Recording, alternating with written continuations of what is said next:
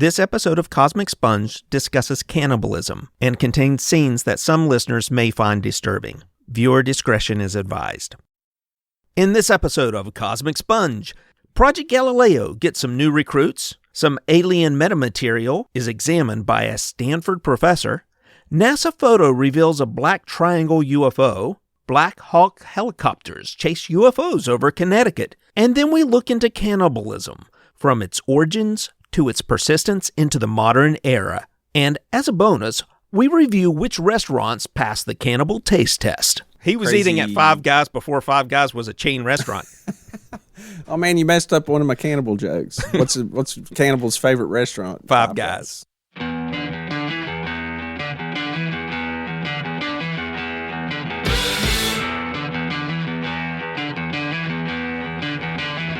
Welcome to Cosmic Sponge, the podcast where we talk about UFOs and other weird wonders in the world. I'm Stephen Hawk. And I'm Jimmy Coe. Tonight we have I was going to say like flavorful or try to make some kind of food joke, but really it's none of those things. Listeners, if you have small children or are squeamish, you may want to skip this one or go back and listen to an older episode because we're going to be talking about cannibals and cannibalism. The practice of, eating human flesh. If that sounds like something you want to learn more about, just stay tuned. Yeah, it's gross, man. It disturbed me. This research disturbed me. I don't like this topic. Yeah. It's creepy. And when I reached out to Jimmy, I said, hey, man, I got the next topic. Let's do cannibals. And you're like, cannibals? And cannibals? I was like, sure, man, that's a weird wonder in the world, don't you think? Like Fine Young Cannibals? Their album was okay. Yeah, right. If you say so. So anyway, Jimmy, what have you been up to this week, man? Well, when I started doing research for this cannibal thing, I want to start this one off with my favorite cannibal joke. Oh, okay. Yeah, so stick with me here. 3 guys are stranded with cannibals on an island. The cannibals said, each one of you go into the jungle, find 10 pieces of fruit, shove them up your butt, and if you show no emotion, we will not eat you and we'll let you go. So the first guy comes back with 10 apples. And by the time he's shoving the second apple up his butt, he grunts a little. And so immediately the cannibals kill and eat him. The second guy, however, comes back with 10 cherries. And he gets 9 of the cherries up his butt, no problem. And then as he's putting the 10th cherry up his butt, he starts laughing. So of course they kill him and eat him. So the first guy and the second guy are up in heaven. And the first guy looks at the second guy and says, dude, what the heck? You almost had it. I mean, you were at number 10. What happened? He said, well, I was doing fine, and then I saw the third guy come back with a bunch of pineapples. Oh, that's good. Anyway, beyond that. Well, what did you hear what happened to the cannibal that showed up late for dinner? He got the cold shoulder. They gave him the cold shoulder. Right? Yeah, I've heard that one. That's pretty good. I've got some terrible, terrible ones, but I'm not going to tell those. Okay, probably good. For another time. Yes. So what else has been going on, man? Besides studying, cannibal jokes. There have been a lot of podcasts that I watch pretty frequently that came out in the last week or so on the topic of UFOs. 2 in particular I found pretty interesting. The first is one with Michael Schumer and Nick Pope. Now, Michael Schumer hosts the podcast Skeptic, and he had Nick Pope on. And the interesting thing about that conversation was several things where Nick Pope is not quite as UFO believing as you would think. Michael asked him point blank about where he stood on things, and he said, a lot of times when you see it look like I am incredibly pro-UFO, it is the edit. So I'm on a lot of those shows, the edit make me look that way, but then he cleared up where he stands. Which is? He doesn't take it off the table. He thinks you should look at all the possible prosaic possibilities first, but that there is certainly something interesting that has gone on, depending on which case you're talking about, enough that he thinks it warrants additional scientific scrutiny.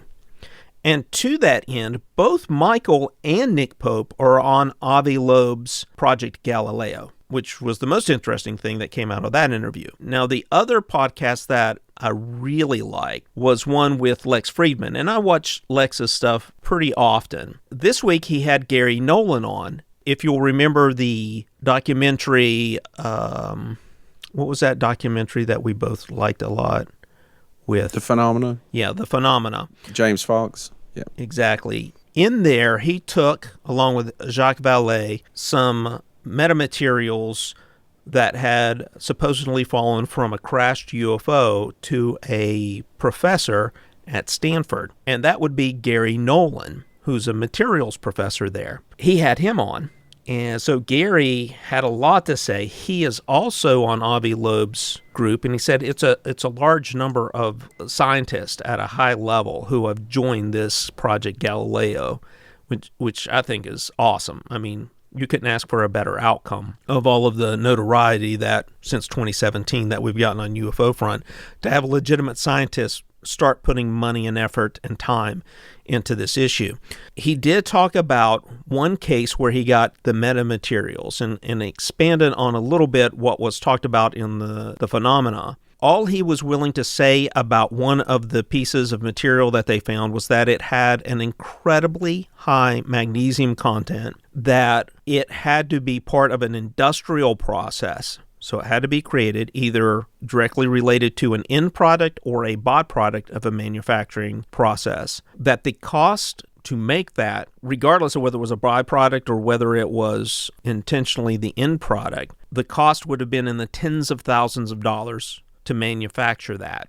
And I don't know if that was in today's dollars or 1950s dollars, because it was, I think, 1956 that that material was deposited on a beach in Brazil. I think it was Brazil. I've got it here. Well, now, do you know the circumstances of it? It's from a crash saucer, allegedly. And is this some of that same material that Jacques Vallée has in that movie? Is that what you said? It is that material. On September 14th, 1957, Ibrahim Saud, a columnist for the Rio de Janeiro newspaper, printed a letter which he had received concerning a UFO incident. There were 3 UFOs that had flown over this remote part in Ubatuba in São Paulo province. Where was that? Ubatuba. And I pronounced that correctly because I found a bunch of people speaking the name. So Ubatubanese. Ubatubanese. It was deposited there. It was an explosion from one of the 3 UFOs that deposited this material onto the beach in São Paulo State, Brazil. The sample was analyzed with results showing 99.99% pure magnesium, which doesn't occur in nature to the best of our knowledge, which is why Gary Nolan indicated it was manufactured, part of an industrial process. Now, why something in 1957, which would have cost an extravagant amount of money to produce, was deposited on a beach in São Paulo, is it's hard to imagine that being a hoax or being something else. He makes no claims whatsoever as to what it is. All he's willing to say is that, 1, it was manufactured, 2, it would be very expensive to manufacture, and then he asked the question, what would be the purpose in 1957 to produce this piece of material, much less if it was produced today? What's the purpose behind that? I don't know. I pose the question to the community. Right. And no one's come back with an answer. I do know, one fact is the bombers, the B-29s, that were used in World War II, the large, our largest bomber. It's the most expensive project undertaking in World War II. Cost $3 billion. It actually cost more than the development of the atomic bomb, which cost about $2 billion. I know those engines they manufactured for that airplane, and I don't have the details in front of me. But anyway, that engine I know specifically was manufactured for the B-29, and some of the early problems they had was it because it used a lot of magnesium. Magnesium is a metal that's very light and very strong. It can actually catch on fire when it gets very hot. There are uses for magnesium.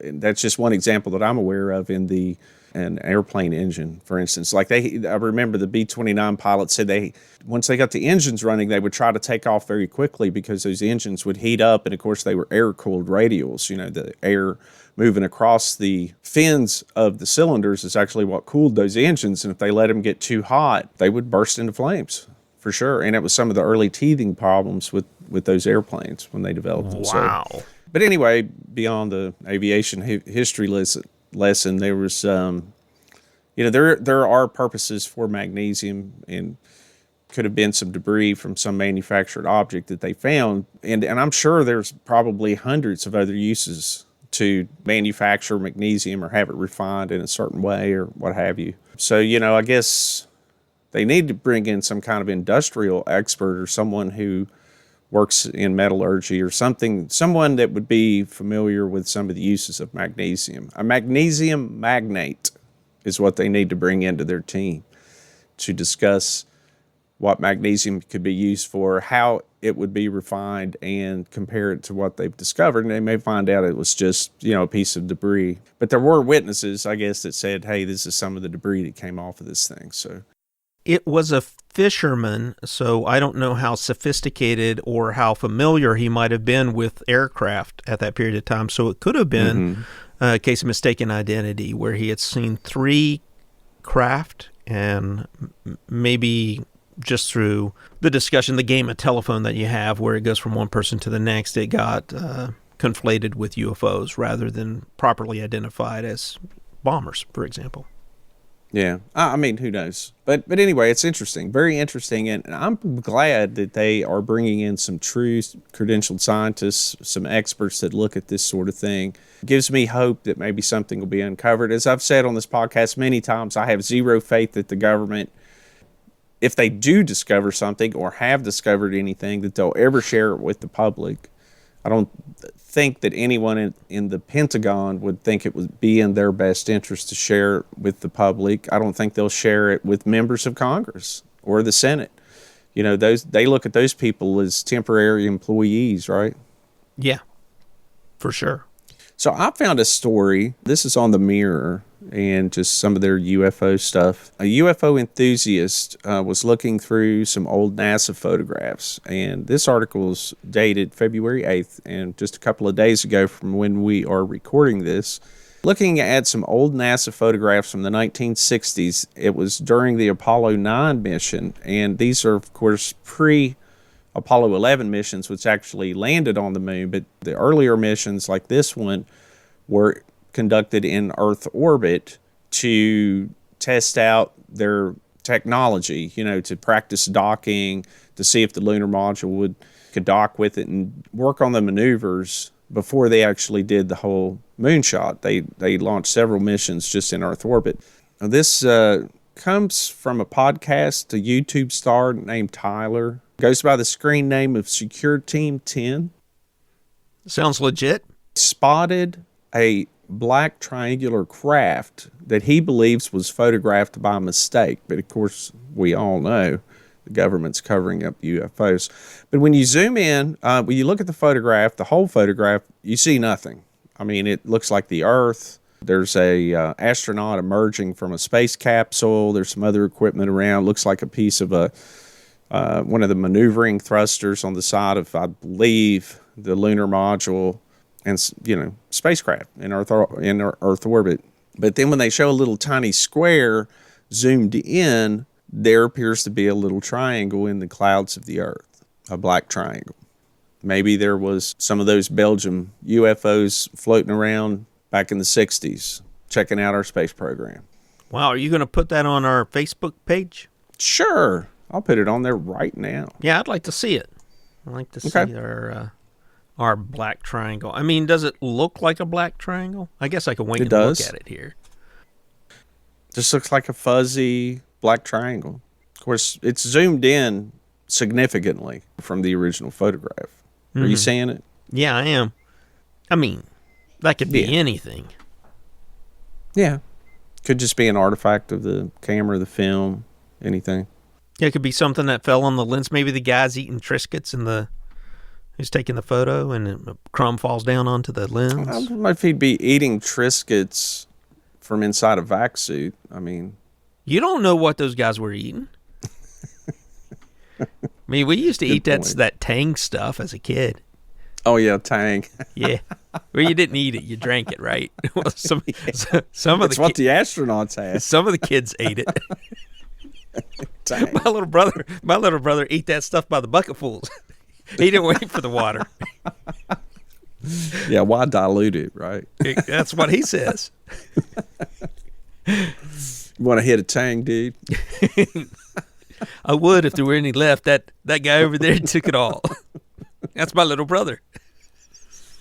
Oh man. So yeah, that's pretty cool, I suppose.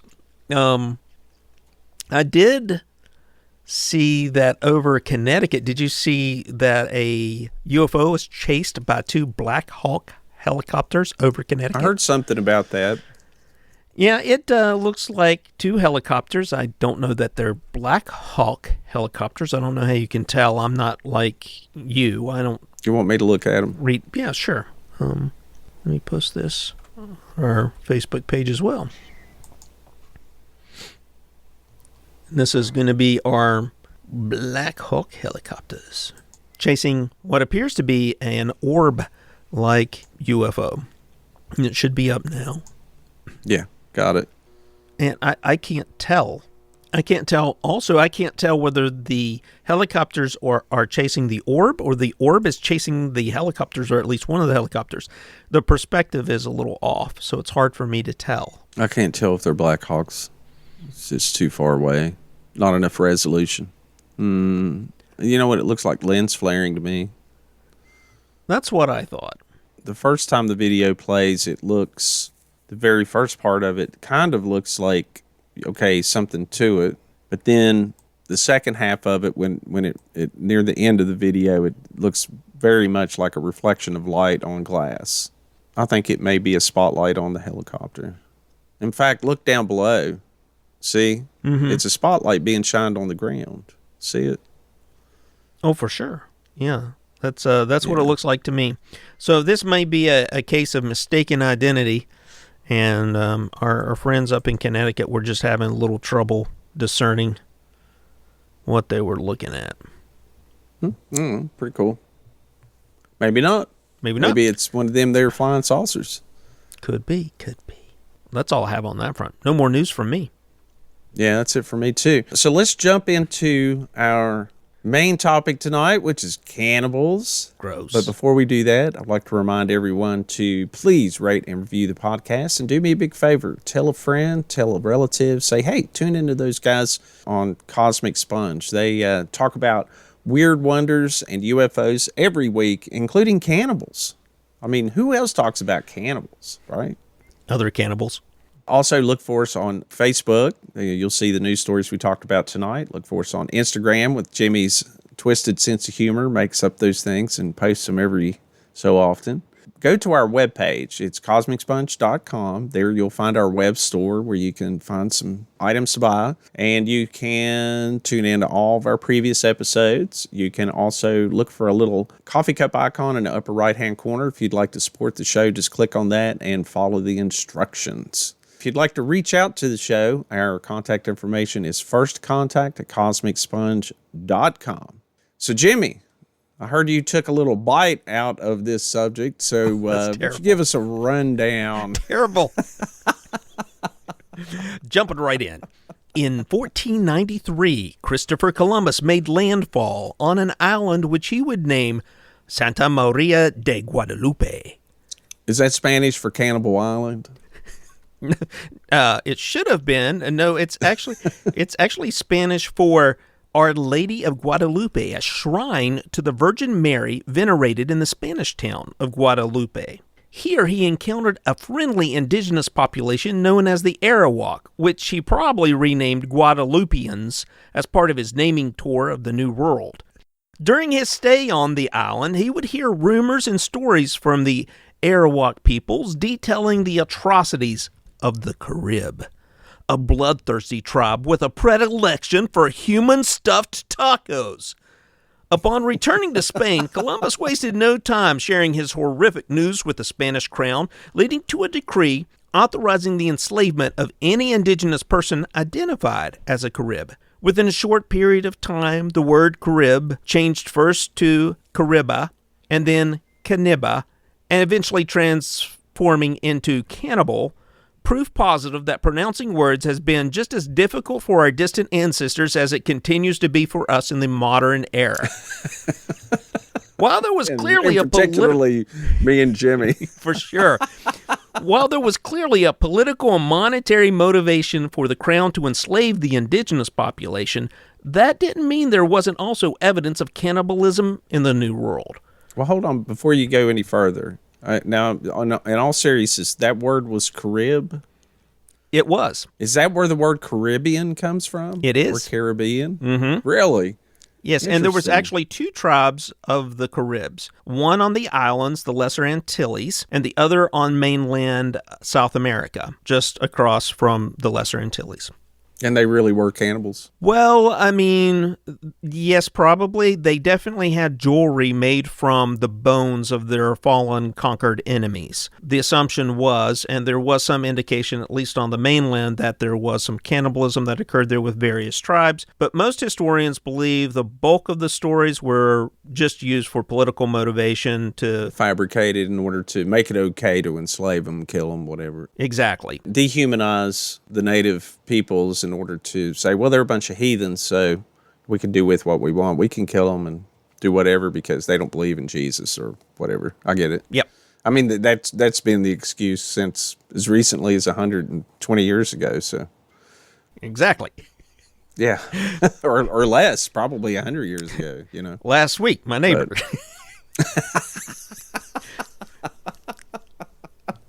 That's not true. My neighbor's cool, man. That's not true. So anyway, while he wasn't a heathen, I just shot him anyway. He wasn't wearing gold and blue during the game. While the word cannibal can be traced back to the 15th century, the origins of having the neighbors over for dinner coinciding with more elbow room at the next community get-together is nothing new. Early settlements going back over 100,000 years indicate that beef wasn't the only thing for dinner. Archaeologists discovered butcher marks on the bones of Neanderthals and jewelry made from humanoid jawbones, a clear indication of cannibalism among our ancestors. Put down the fork, Grandpa. I'm not sitting on your lap. Stop. However, we do not have to go far back in history to see normalization of cannibalism. For example, did you know, Stephen, that Europeans from the 15th to the 17th century would consume a product called mummia, which was simply mummified remains, and they would do this as a cure-all for various ailments. At first, the supply came from Egyptian tombs, but as those supplies ran low, the grave-robbing profession saw a noticeable uptick. All this is just a way of saying eating people exists throughout human history and can be found in many different cultures all the way back to the beginning of man. But why do people eat other people? During my research, I found cannibalism was motivated by one or more of the following conditions. Survival. I'm so hungry I could eat, well, people. Mental issues, which I refer to as they got the crazy eyes.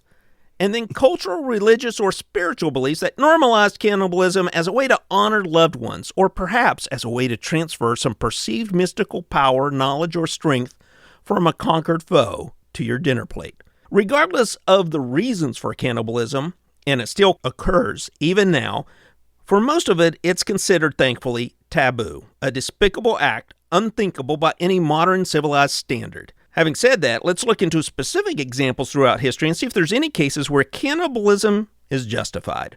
I'd like to kick it off by saying I think it's safe to say that eating someone because you're curious isn't a good reason.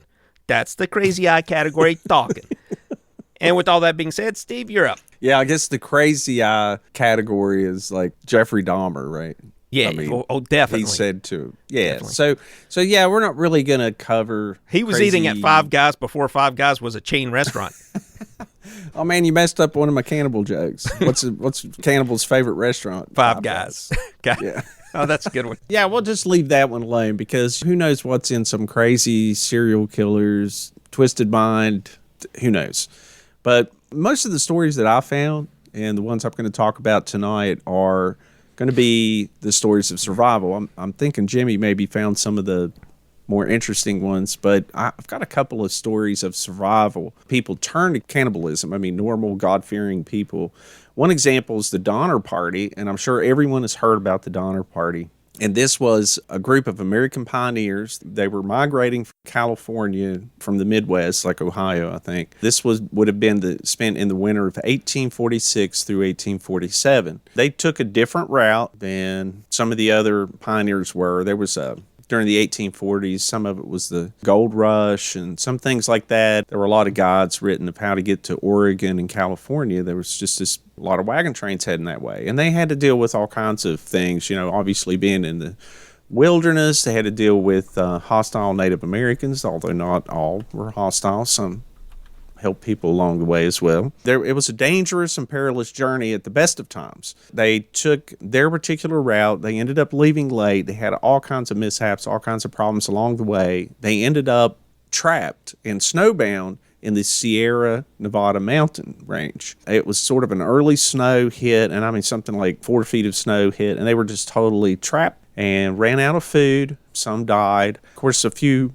people tried to find help and left. And it's a whole long story. And it's like I was telling Jimmy right before I got on the podcast, I have some of these stories of survival stuff that really you could do a whole podcast on. I mean, some are amazing. But in this particular case, there was 87 members of the party, and 48 in the end survived the ordeal. In that case, yes, for survival, all of the survivors, I think, in the end, I know some refused to partake in the cannibalism, but I believe all of the survivors had to. Like, if you didn't, there were some that just wouldn't do it, and they ended up not making it because they were trapped up there for so long with no food. And of course, the food was preserved, right, because it was winter. Mm-hmm. And they ate it wasn't like they went straight to the people, right? They ate the horses first, then they ate their beloved little dog that was hanging out with them. Yeah. I mean, they ate their livestock and stuff, like their cows. And I think, actually, it's kind of weird. I think 3 mules survived. They didn't kill anyone to eat anyone. It's like they ate people that had already died. Of course, it became infamous, and some of their ancestors are still around today, living in California, and some became prosperous. I don't want anybody eating me. I don't want anybody eating me. I think what I would do is if I was one of the Dahmer party that was going to pass away, I would just keep reiterating to everybody that I got a really bad skin condition. Well, you know what? I doubt that would have mattered. If you're desperate enough to turn to cannibalism, most likely if you said, I've got poison skin, they'd be like, bullshit. Well, he might have poison skin, but I'm going to starve to death. So what's the choice? Eat Chuck instead. Look at Chuck. Chuck looks tasty. Chuck wagon. Yeah. You should have taken better care of the Chuck wagon, Chuck. We wouldn't have to do this, man. Yeah. So anyway, that's a strange story to read about. Of course, there's been a million movies made about it, horror movies made about it. Really a simple case of people just feeling like they had no choice. I got one for you. It's Scottish. Hit me. It comes from the Scottish Highlands. So this one is about Alexander Swanee Bean. Have you heard about this guy? I saw that story, but I did not pursue that one. Oh, you should have. I already had in mind some other stories I wanted to cover, and I did not go down the Scottish path. If it's not Scottish, it's crap. It's crap. So Alexander Swanee Bean was a normal, average dude, peasant, and he worked hard as a boy, I suppose. But as he got older, he turned mean. He eventually married somebody who was like-minded. Her name was Black Angus Douglas. Now, if you're going to marry... Was that her God-given name, Black Angus? That's what they say here, Black Angus Douglas. They were basically a brutal Bonnie and Clyde type. They would jump on people who were just going through the backwoods and stuff on the road and from place to place, and they like bandits. They would jump them, kill them, but they would also eat them. So sort of like Robin Hood, take from the rich, but take from the rich and eat them. Yeah, essentially. That's what went on. Now, they eventually had 8 kids, and they made their home in a cave. Oh, I have heard about this. In a cave by the sea. And twice a day, as the tide would come in, the cave would fill up with water, but not all of it. just the opening section, so it would hide where they were hanging out. So that's where they had all their loot, and that's where they built their home. And they had their 8 kids, and they raised their 8 little cannibal kids because they would feed them flesh and meat. And then eventually their little clan grew to 45 members because they would just eat and screw like rabbits. Before you get there, Sure. Would you say that the patriarch of the family was what you would call a meat and potatoes man? Well, I mean, meat, sure. The potato is probably just an afterthought based on what I've read. Of course, I mean, he's Scottish. He's not Irish. Oh, okay. So that's right. Who knows? I mean, they're your people. You're Scot-Irish, right? What do you mean they're my people? I meant cannibals are your people. And anyway, so they go and they kill these people. But one day they run into this guy who's a soldier, and he's with his wife, and they're traveling together, and they're able to kill the wife, but the guy's able to fight him off. The clamoring from the battle was heard by nearby villagers who came to back him up and was able to fight off the clan and kill a few of them. So then the soldier goes to the king, and that's King James VI, and says, hey, we got these evil cannibal dudes attacking people. We need to do something. So he gets together 300 men or so. Need some backup. Yeah, and they go in there and they wipe them out. The ones they do capture, they end up burning at the stake.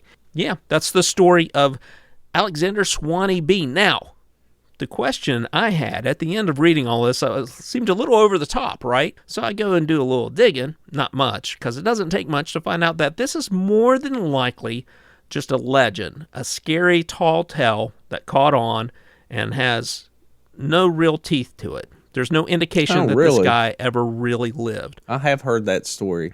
So you're saying it's an old tale made up to like get your kids in after it's dark. It's like you don't want Black Angus getting you. Yeah, exactly. I mean, who names you their daughter? You better get in here. Black Angus is coming. I love our beautiful little daughter. We just had her. We're gonna name her. What do you want to name her, honey? Well, I want to name her Black Angus. Black Angus. You want to name her after a cow? She looks like a cow. I'm going to name her Black Angus. Well, that works because our other daughter's name is Heifer. They knew she was in trouble. They were in trouble whenever, they stick their finger there and she bit it like right away. Right. So, I mean, there you go. The story of Alexander Swanee Bean and Black Angus Douglas. Nice. Mm-hmm. Let me ask you something, Jimmy. Yeah. Do you recognize this opening sentence to a novel? Call me Ishmael. That is probably from the horrible, horrible story called Moby Dick. Very good. I'm impressed. Well, I had to read it in school. Right. But anyway, everyone's heard that line, right? Call me Ishmael. Mm-hmm. And, of course, it's the opening line of Moby Dick, right, which is a very famous story about Captain Ahab who is chasing this white whale throughout his life. This white whale bites his leg off, and he spends the rest of his life trying to chase this whale. Can I just interrupt you here? I just want to be on the record to say that I'm one of the people who think that Ahab's a dick. Okay. So I've always been a little fascinated with the story. It's actually inspired by 2 real-life incidents. One is published in before Moby Dick. So that was one of them, was Mocha Dick. And, of course, other people had heard about this, and it really was an albino white whale that had survived several attacks by whalers and finally was finally killed in 1838. Many people had seen it, had lots of sightings, at least from between the years of 1810 and 1838. This albino white whale, sperm whale. And then it's also inspired by another incident, and that is known as the story of a whale ship known as the Essex. So a little bit about this whale ship. The Essex, it was an American whaler from Nantucket, Massachusetts. It was launched in 1799, and in 1820, it went to sea in the South Pacific, and it was a whaler. And in those days, before petroleum really in wide use, whale oil was used for everything. And I mean, to light your lamps. I mean, it was just a fuel oil. Of course, that's one reason they wiped out so many whales. And these days, it's by most nations of the world, it's illegal to even hunt whales. But they were nearly wiped out in those days. So anyway, but what happened with the Essex, and this ship had some, similar to the Dahmer party, had a few problems along the way. The captain of the ship was a George Pollard Jr. His first mate was Owen Chase. They had served together before. The captain was only 29 years old, which is even young in those days to be a full ship's captain. Owen was 23. There was a crew of 21 men. They departed Nantucket on what was going to be a 2.5-year journey to the bountiful whaling grounds off the coast of South America. The ship itself was 88 feet or 27 meters for our international friends. It was equipped with 4 whaleboats, each of about 28 feet or 8.5 meters in length. She had 1 more additional whaleboat below deck, so had a total of 5 whaleboats. They were hit by a sudden squall in the Gulf Stream. It knocked her beam ends off. It nearly sank. She lost her what's called a top gallant sail, and 2 whaleboats were destroyed, so they were already down a few whaleboats. When they got to their destination, they discovered that the area's population of whales had been exhausted, so they had nothing to go back with. But then they ran into some other whalers who had told them about another location, so they go there.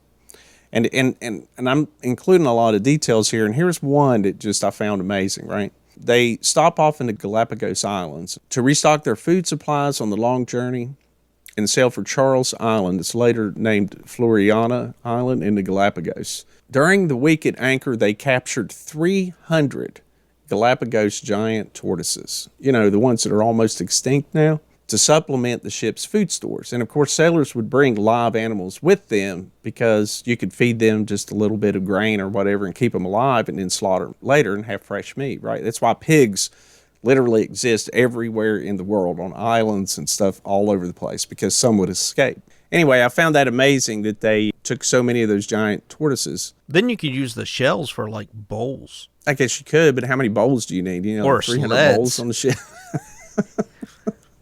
So while hunting on Charles Island, the helmsman, Thomas Chappell, decided to set a fire as a prank. And it was at the height of the dry season, and the fire quickly burned out of control, surrounding the hunters and forcing them to run through the flames to escape. By the time the men returned to the Essex, almost the entire island was burning. The crew was very upset about the fire, and Captain Pollard swore vengeance on whoever had set it. The next day, the island was still burning as the ship sailed away, and after a full day of sailing, the fire was still visible on the horizon. So Chappell only admitted that he was the one that set the fire much, much later. He didn't say at the time. And even many years later, the island was found to be a blackened wasteland. One observer said there was neither tree, shrubbery, nor grass had since appeared in the 10 years since that sailor had set that fire. Well, they should put a monument for him up there and just label it asshole. Yeah, it said that they believe that the fire is what caused the near extinction of the giant tortoises and the Floriana mockingbird, which no longer inhabit that particular island. Just thought I'd add that little detail. That was a shitty joke. About this wondrous crew. Jeez. And it just makes you wonder, what other 19th century things did these sailors do? I know they completely wiped out the auks, the flightless birds that looked like penguins that existed in the North Atlantic on some of the rocky islands. Where actually they weren't flightless birds, come to think of it, but they all nested on just a few places that were like these rocky islands. They made pillows from the feathers. They literally slaughtered them by the hundreds of thousands. So that's just a warning to all you animals out there. Don't taste good and don't be good for pillows. Right. I could go on and on about what happened on this particular journey. One of the men, when they were off the coast of South America, took one of the whaleboats, so then they were down to 3 or 4. But really what happened and what made this an interesting story is that a sperm whale ended up ramming into their ship and sinking it very rapidly. They said it acted very strangely. And then one of them, I thought it was pretty interesting actually before this happened. I read the story that they harpooned a whale and then it took off swimming, dragging them, right, with their harpoon rope. And they're out in the little boats. They don't whale from the large ship. It's like they take these whaleboats out, these 8.5 meter long whaleboats. And that's how they actually harpoon them. And anyway, they called that a Nantucket sleigh ride. Whenever they would harpoon a whale and it would just take off swimming. And wow. They had some pretty interesting activities, for pastimes for that day and age. So this is his words. I turned around and saw him about 100 rods, and that translates to about 500 meters, directly ahead of us, coming down with twice his ordinary speed, around 24 knots, and it appeared with tenfold fury and vengeance in his aspect. The surf flew up in all directions about him with the continual violent thrashing of his tail, his head about half out of the water, and in that way he came upon us and again struck the ship. So this whale rammed their ship purposefully, this large sperm whale. They thought about harpooning it because it seemed to kind of knock it senseless, and it was laying right beside the ship. But then he noticed that the tail was really close to the rudder, so he probably very logically determined that if I harpoon it from here, it's probably going to swing that tail, and it's going to destroy the rudder, which will leave us stranded. But then the whale came out of it, and then it swam and hit him again, which they found to be just really abnormal behavior for a sperm whale. So anyway, it wrecked their boat, and it started sinking very quickly. And then they boarded the remaining whaleboats in 3 different groups, and they were about 2,000 nautical miles west of South America. They salvaged what supplies they could from the wreck, and it was 20 by this time, prepared to set out into 3 small whaleboats where they had wholly inadequate supplies of food and fresh water for the journey to land. They looked at their charts. The officers deduced that the closest known island was the Marquesas. Then they were more than 1,200 miles to the west. Captain Pollard intended to make for them, but the crew, led by the first mate, voiced fears that the islands might be inhabited, ironically enough, by cannibals, and they voted to sail east instead for South America. Now, they were unable to sail directly east because of trade winds. In other words, the winds were all blowing to the west, so they had to actually sail to the south for about 1,000 miles before they could take advantage of what's known as the westerly winds that would require them to travel about 3,000 miles altogether by the time they did this circuitous route in order to get to South America. They rationed all the food and the water to begin with. The food was all waterlogged with salt water, so that actually increased dehydration, made it non-nutritious, made it contaminated, and it made them thirstier. After about a month after the whale attack, they found Henderson Island, and it's a small coral atoll. The men incorrectly thought that they had landed on Ducie Island, a similar atoll 220 miles to the east. They found a small freshwater spring, and there were some birds there and some other stuff, and they found crabs and eggs, and so they were able to replenish their water supplies. But it only lasted about a week. 3 of the men decided to stay there and just wait for rescue when the rest of them set back out, and they ended up, incidentally, being rescued without having to resort to cannibalism, thankfully. So the remaining men, now 17 in the 3 boats, resumed their journey a week after finding that, and at this point they decided to go to Easter Island or try to get there. Within 3 days, they'd exhausted all the crabs and birds they had stockpiled. They estimated they had drifted too far south of Easter Island to reach it and decided to make for a different island that was about almost 2,000 miles to the east. One by one, the men began to die. Second mate, Matthew Joy, whose health had been poor even before the Essex left Nantucket, died first. The following day, the oldest crew member had lost his will to live by January 18th. First man that died, they sewed him into his clothes, and then the second man that died, they just buried him at sea, right? They sewed him in his clothes, and that was the tradition. That's what they did. But when the third man died, Isaac Cole, they decided to keep his body, and after much discussion, the men resorted to cannibalism. They ate his liver and kidneys, but struggled to eat the flesh. Just to cut a long story short, they ended up, as people died, the others would eat them, right? I mean, just as a matter of survival. It ended up, some other boats got separated that were never seen again, so they're presumed to have died at sea. It was later found washed up Ducie Island, actually, with the skeletons of 3 people inside. They'd never been positively identified, but it's pretty certain that those were the 3 that were left in that boat that got separated. By February 1st, food on Pollard's boat was again exhausted, and the survivors' situation became dire. And so this is one of the interesting aspects of this. I mean, we've talked about survival stories, like the Donner Party and others that exist in history where, someone passes away or dies and they decide to eat them, right? Or they're going to starve to death. But in this case, they decide to draw lots, and whoever draws the short lot has to sacrifice himself to the other. And that's exactly what they did. A young man named Owen Coughlin, he was the captain's actually his 18-year-old first cousin, whom he had sworn to protect during the Black Spot.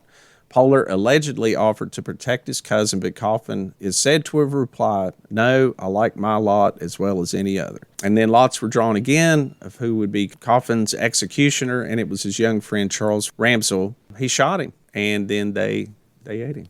On February 11th, another man died, and for the remainder of the journey, the two men, Pollard and Ramsdale, survived by gnawing on Coughlin's and Ray's bones.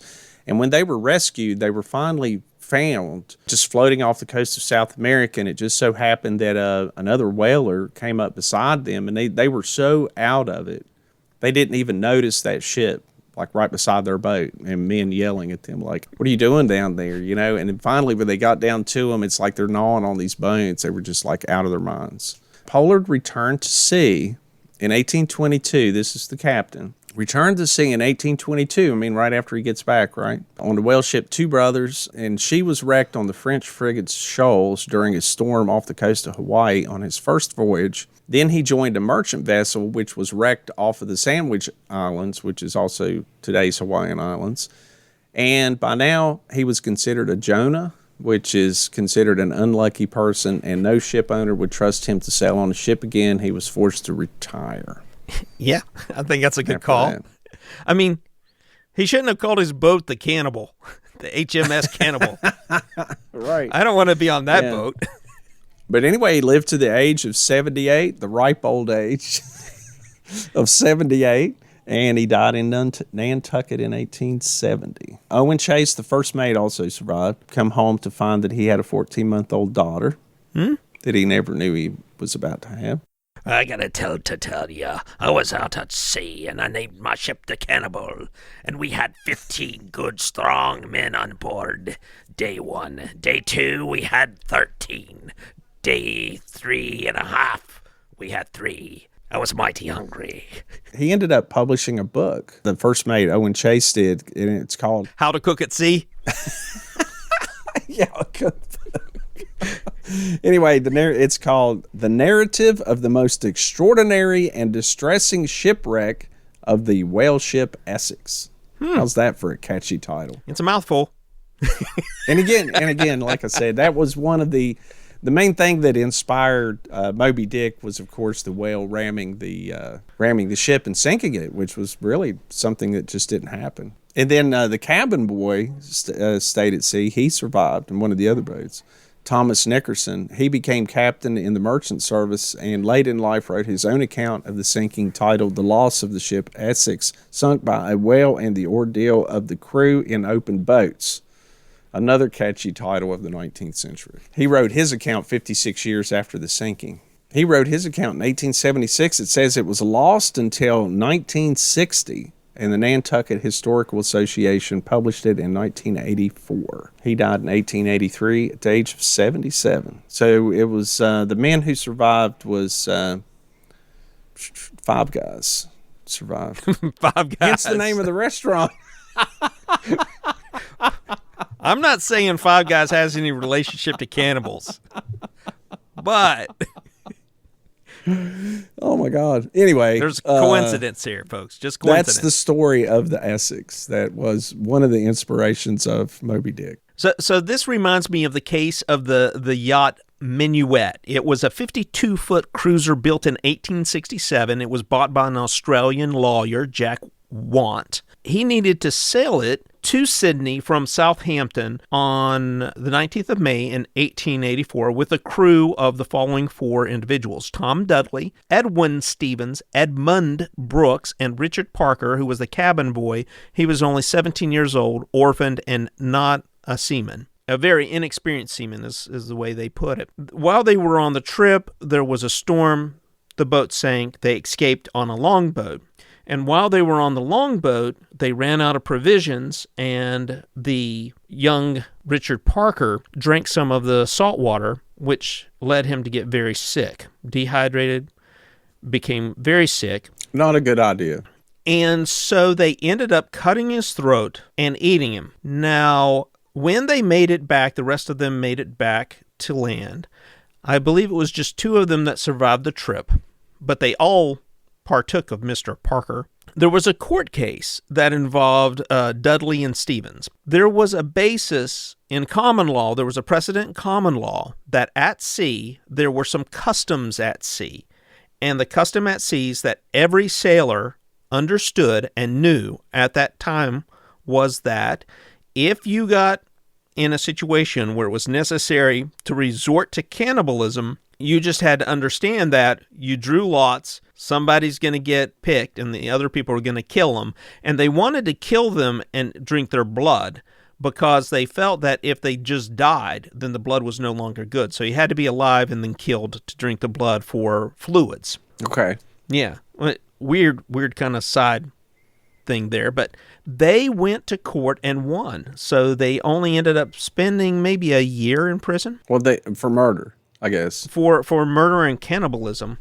I guess it was only Dudley and Stevens who actually ate Mr. Parker. The other men did not partake. Another story of survival that's pretty amazing and actually happened in the 20th century, the Uruguayan Air Force Flight 571 in South America. Now, this is very famous, even maybe more famous than some of the others we've talked about. It's also known as the Miracle Flight of 571. It was a chartered flight flying from Uruguay. It was bound for Santiago, Chile, that crashed high in Andes Mountains on October 13th, 1972. There was 45 passengers, 19 of which were the members of the Old Christians Club rugby union team, along with their families, supporters, and friends. The airplane crashed, not get into all the details, just pilot error. They weren't where they thought they were and descended too soon. Crashed high in the mountains of the Andes. It was located at an elevation of 3,570 meters, or for us Americans, 11,710 feet. It was in remote Andes of far western Argentina, just east of the border with Chile. 3 crew members, 8 passengers died immediately. Several more died soon afterward due to frigid temperatures and the severity of the injuries. Authorities flew over the crash site several times over the following days, searching for the aircraft, but could not see the white fuselage against the snow. Search efforts were called off after 8 days. They had a radio and could hear the whole time. They heard when all the experts said, "Oh, there's no way they can survive in those mountains. It's too cold. We'll just have to wait for the spring thaw." Because keep in mind, winters. You know what they were thinking? They were thinking, worst radio program ever. Right. There are actually quite a few survivors at that time. They survived there for 72 days. They quickly went through any food they could find on the plane. Don't know how many initial survivors they had. 2 months and 2 weeks, just about 2 weeks. Wow. Yeah, and they went through all kinds of hardships. I mean, at one point, there was an avalanche that killed another 13 passengers. Like, there were quite a few survivors. I mean, if you think out of 45, what'd they say? 45 passengers, 3 members, and 8 passengers died immediately. So 34 people survived initially. Right. At some point, once they run through, of course, all their food, they do resort to cannibalism. They, do it to survive. And, of course, all the bodies were frozen. All the people that died were frozen. Some people succumbed to their injuries and died. Those were the first ones. Some of the people just wouldn't do it and just starved to death. I mean, it was just, and there was a couple people that tried and they couldn't keep it down. Like, I guess it just disgusted them so much they couldn't do it. Most of the members were Catholic, so they were very worried about eternal damnation. Mm-hmm. They tried all kinds of different things. Like, they knew the tail section of the plane was way down the mountain. Like, a couple of the men went down there to try and find batteries for the radio. And they tried to repair the radio. That didn't work. And then finally, they just, 2 of the men just are like, nobody's going to come and get us. We're going to die here. They make a harrowing journey through the mountains and find a horseman, like a cattle herder or something. And he's like 10 hours from civilization on horseback. And they finally like write a note, and he's on the other side of the river. They have to tie it to a rock, throw it across the river. He reads the note because, of course, everyone's heard of this plane crash. Then he has to ride for 10 hours to even get anywhere to report it. I mean, it's just that they were extremely remote. And then just when the experts looked at the whole situation of how the journey these 2 men took through the mountains, it's just almost unbelievable. But whenever they were rescued, they sent helicopters and rescued the survivors. They didn't say anything about how they survived for 72 days. I mean, they were like, we can't talk about this, at least not yet. They planned to eventually, but it was this major media sensation about them being rescued anyway whenever they'd been left for dead. But there were several people that noted that they looked a lot healthier than they should have. That there was no way they could have survived without food, right? Or if they had, they would have been literally skin and bones. They were asked the question directly, and it came out. And at first, a lot of people were, of course, disgusted by it. The family of the people that died were very upset. Over time, people realized that they did it to survive. And when you hear the whole story of why they chose to do it and how they went about it, it becomes more understandable. A priest did grant them, whatever, absolution or whatever. I'm not Catholic. I don't know how it works. But they confessed for a priest, and he, so I guess that was okay. Yeah, I don't know. If you were in that situation, would you eat another person? Well, as long as it didn't have mayonnaise on it. I can't eat mayonnaise. You and mayonnaise. I don't like oregano either. Ugh. It's terrible. I'll be like, it's just got oregano in it. That's all right. I think I'll have a salad.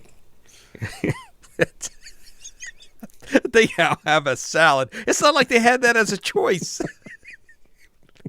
It's like, do you want to eat people or have a salad? I think most people would say, I'll have the salad. Go scrape some mold. But these people don't have any mayo on them, and Steve be like, I'll take the meat. What about you? Huh? I'm a pescatarian. Of course I would eat the salad. I'm talking about, oh, that's right. You'd be like, oh, I can't eat that. I can't eat that. Pescopalian, that sounds too much like Episcopalian. People think you're talking about your religion. Is it Episcopalian? He's Catholic? I can't eat a Catholic, but an Episcopalian? Yeah, I can eat one of those. Yeah, it's like, tell the truth. You're a vegetarian that eats fish. Okay, yes, that's accurate. That's what it is. Okay, and drinks milk, and you don't eat eggs. I don't drink milk. You eat eggs. I do eat cheeses though. I don't drink milk because I don't like it. but I do eat cheese. I love cheese. Okay. All right. Good enough. I'm not crazy. Right, but anyway, that's another amazing story. I mean, looking into cannibalism, and of course, this is a very famous one. Check it out sometime, listeners, if that interests you. It is, and of course, there's been movies made about it. It's a very famous case. Of course, I read over it again in my research and just found it to be an amazing story of survival. I don't know. That is a very difficult question. I don't know what the right answer to that is.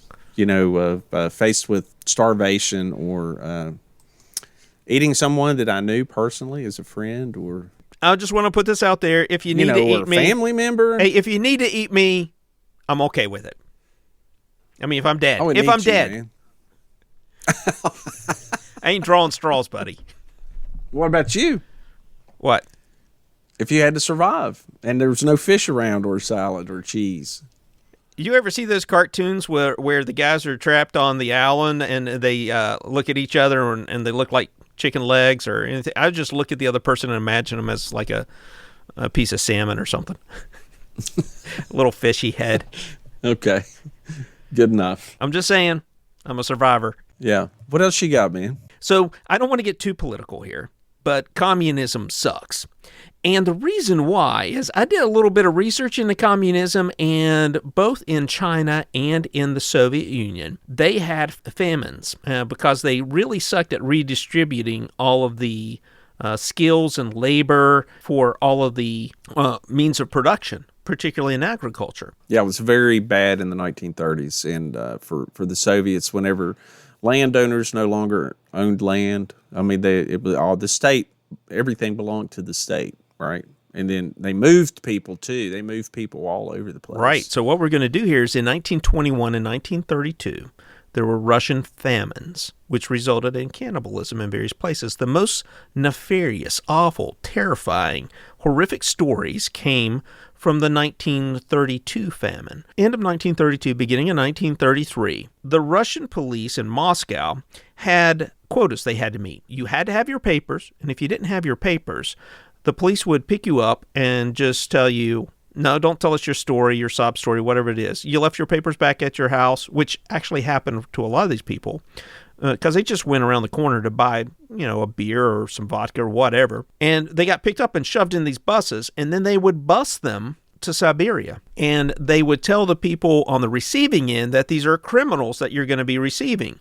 So the people in the town are like, we don't want them in our town. Where are we going to put 6,000 people? And they ended up putting, in this particular case, between 5,000 and 6,000 people into barges, barging them over to this marshland in the middle of a river, dumping them on this little island. And they had no housing, no food, just the clothing they had when they were in Moscow.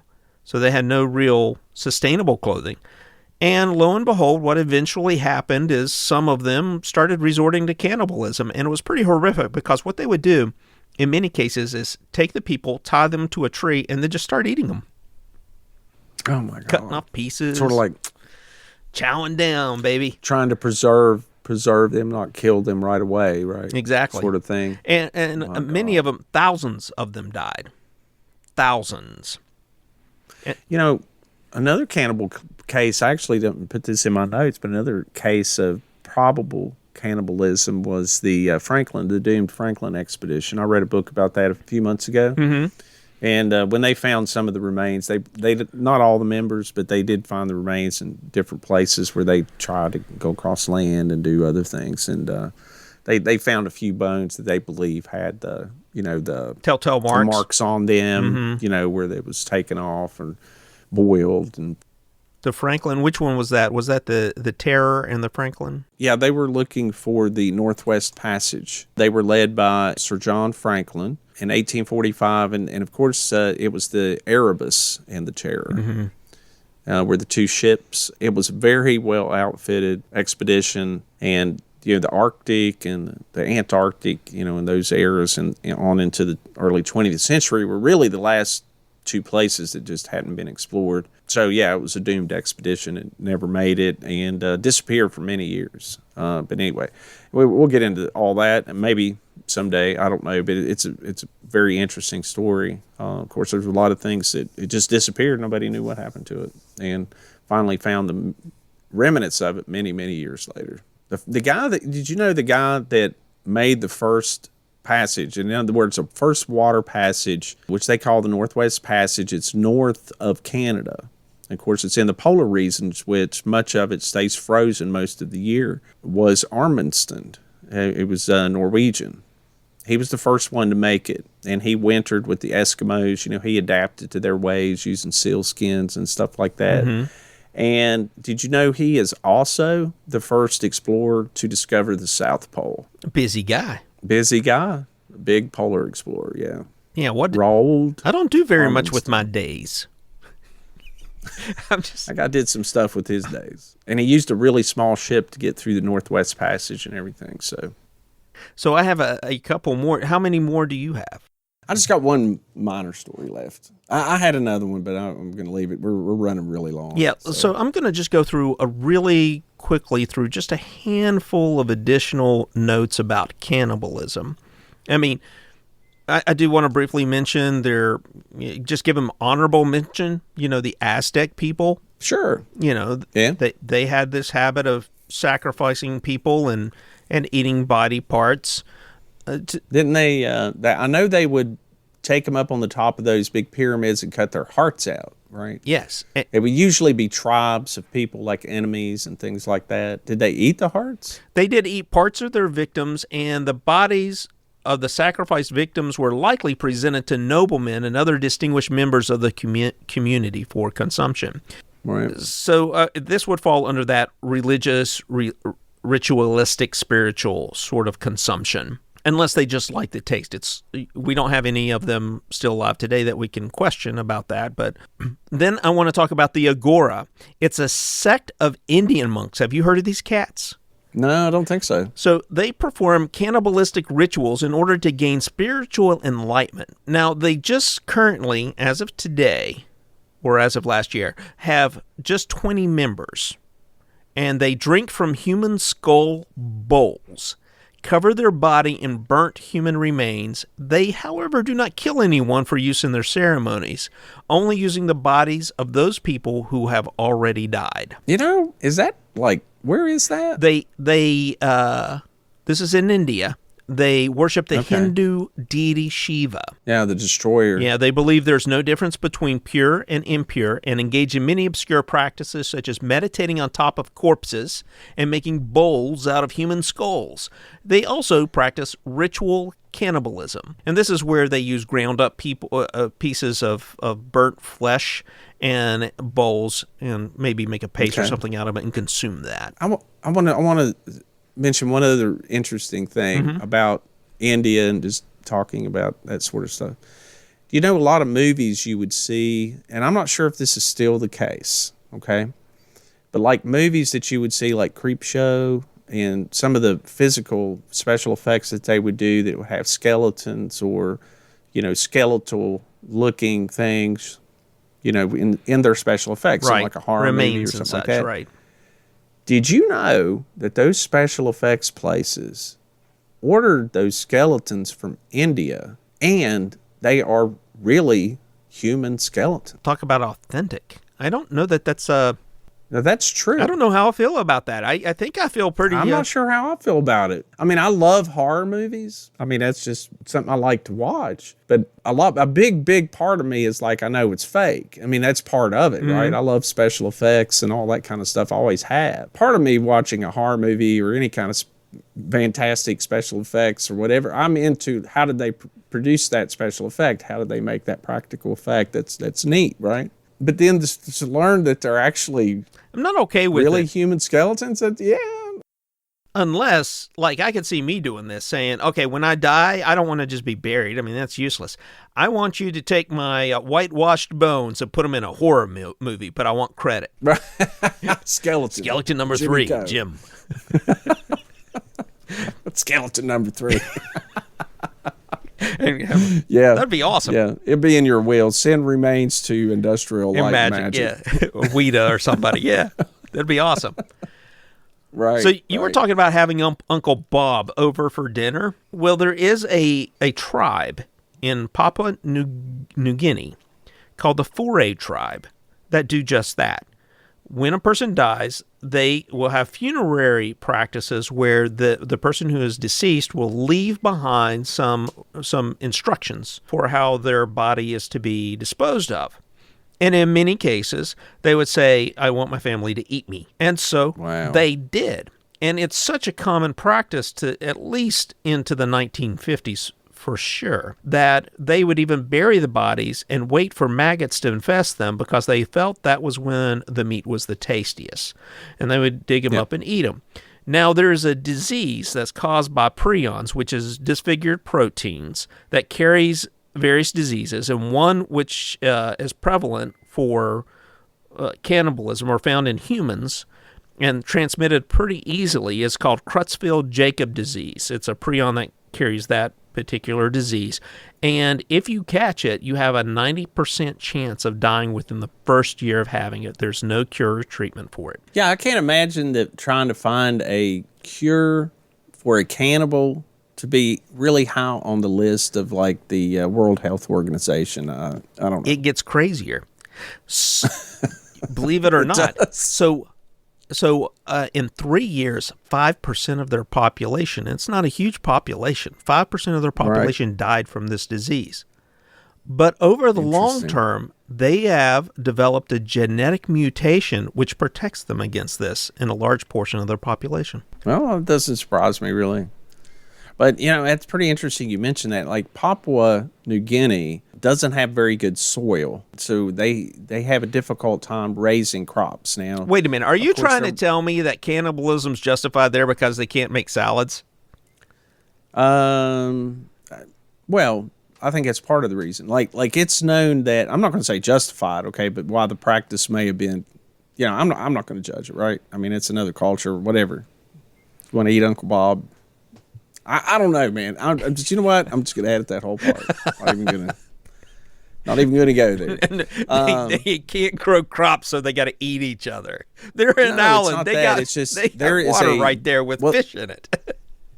There's a very serious lack of nutrition on Papua New Guinea. it's a well-known fact. I mean, there's some kind of tree or something that they eat. It requires a lot of energy to produce the food that they can get from it. Right, I got you. Also, there's no large game animals on Papua New Guinea. Like, they can't run out and kill a deer.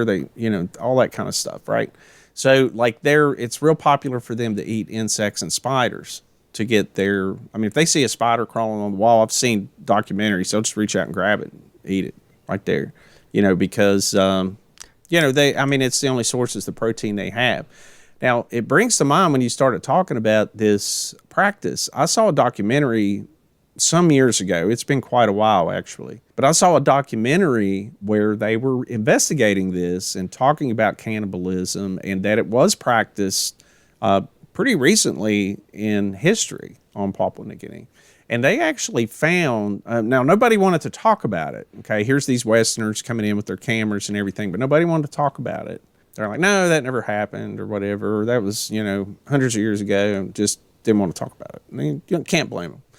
And but they did find one woman who was she was an elderly lady then, so she was probably around back in the 1950s, and she actually showed them how you would cut the calf, and butcher it, in other words, and things like that. She talked about it. So, yeah, and I think it was Papua New Guinea where one of the Kennedys got killed and eaten.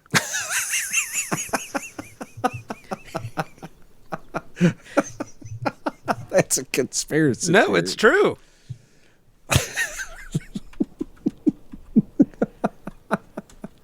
Dude. I'm not kidding. I'm serious. I'm pretty sure I saw this in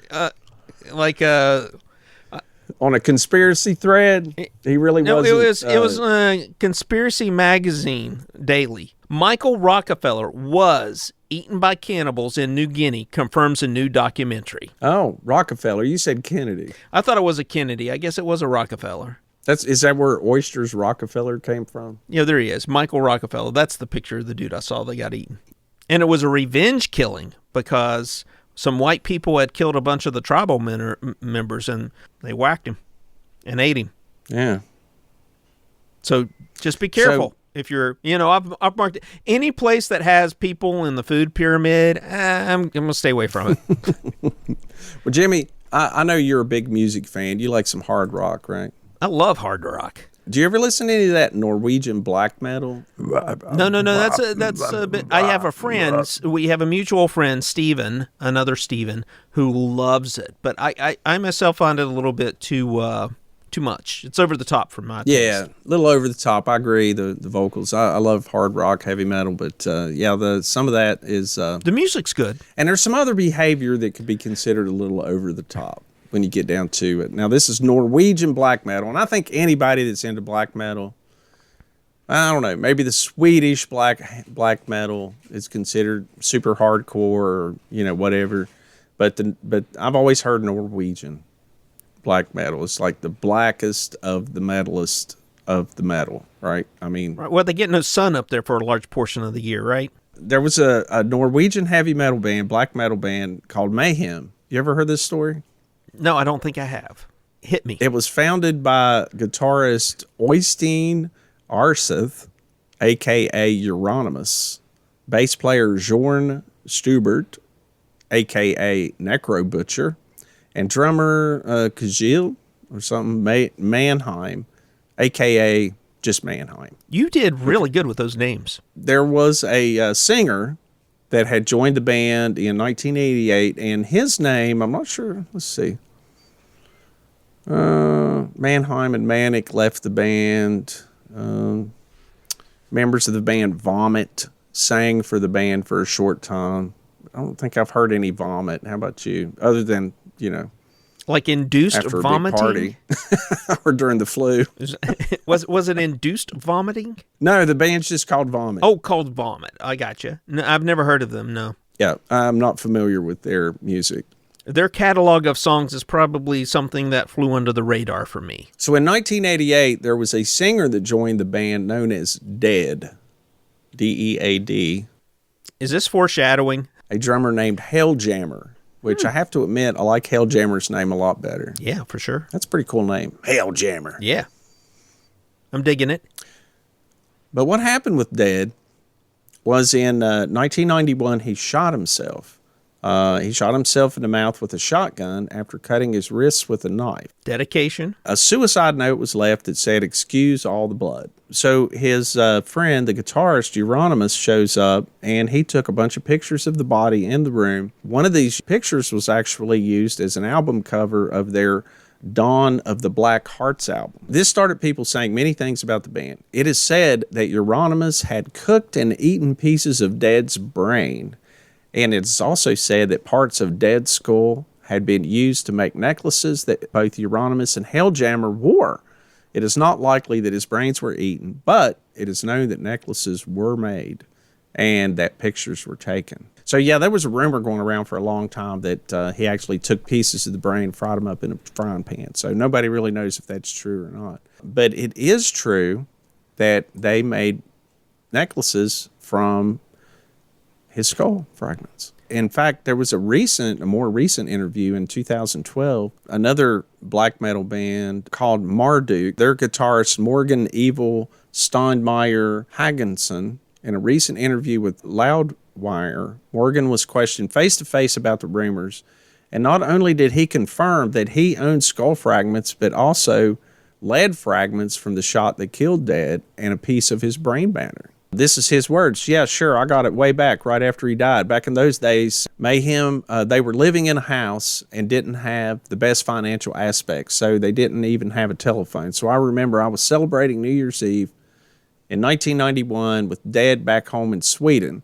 Then he got back, he wrote one letter to me, then someone told me he killed himself. So I wrote a letter to Mayhem, and then I got a reply back from the guitar player, Euronymous.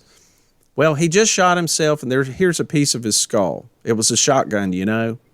So he also sent me 2 pieces of lead and a piece of wet brain. I've still got it. I keep it well protected." I don't think I'm going out on a limb here to say I clearly understand why they didn't make it in the babysitting industry. There's probably not many jobs they're suited for. Oh, my Lord. They're probably not good for very much of anything. A matter of fact, people like that are probably not well suited for, I'm just saying. It's just an act, man. It's all just an act. They're not real brain fragments. They're pieces of a yak skull. Who knows? Who knows, man? You know, and it could be something that those crazy people just put out, and big rumors all the way around. So still, on the other hand, maybe not. I feel very judgmental during this thing, but rightfully so. I mean, we're talking about cannibals. Come on, people. Yeah, right. Yeah, so that's all of my stories, man. Yeah, most of my stories came down to those survival stories, and it's a weird subject to start going down that path. Yeah. But, and I really got in it, and I didn't have any more interesting, the spiritual ones or the tribal ones or whatever, just because I kind of got really wrapped up in these stories of survival, and they're so detailed. Some are amazing, and you do, right? You question it. You're kind of like, would I do that? If I was faced with the same circumstances. I can tell you, if I'm sitting next to you in a plane that looks like it's going down, I'm going to ask the stewardess. It's not stewardess. What do they call them? Flight attendants. I'm going to ask the flight attendant for a ton of those little condiment packages of mayo so that I can slather it all over me. It's probably a good idea. I can't eat him. He's got mayo all over him. You smell funny, mister. Oh, my goodness. What else you got, man? I don't have anything else. Man, this thing keeps me up at nights. I'm ready to go back to something a little bit more vanilla. Yeah, we need to do just a straight-up UFO abduction or something. Yes. A little anal probe or something, right? Something that's a little bit more digestible. All right. Well, before we get out of here, I'd like to remind everyone to please rate and review the podcast. It helps other people find the show. Check out our webpage. Cannibalsponge.com. CosmicSponge.com. If you like what you hear and want to hear more about cannibals, click on the little coffee cup icon, coffee cup icon at the top right hand of the page, and you can help support the show. You know what goes good with coffee, Steve? Cannibals. People. I've never eaten right before my coffee. I gotta have my coffee. Yeah, I don't either.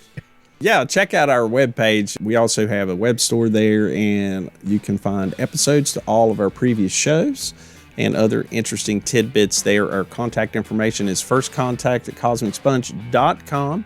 You can also find us on Instagram, Facebook, and YouTube.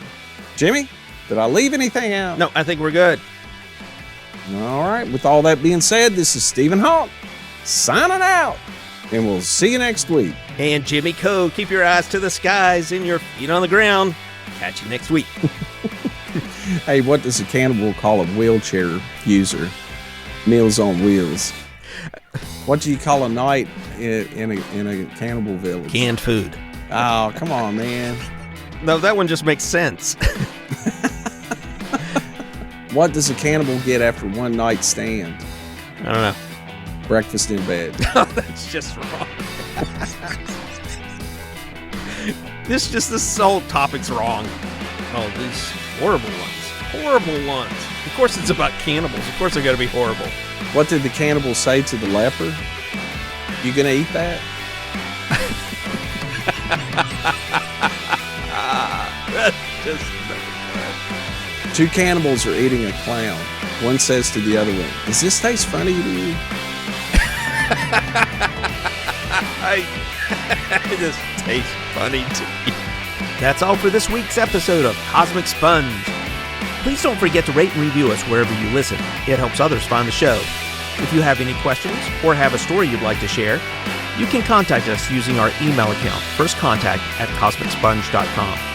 Thanks again for listening, and we'll see you next week.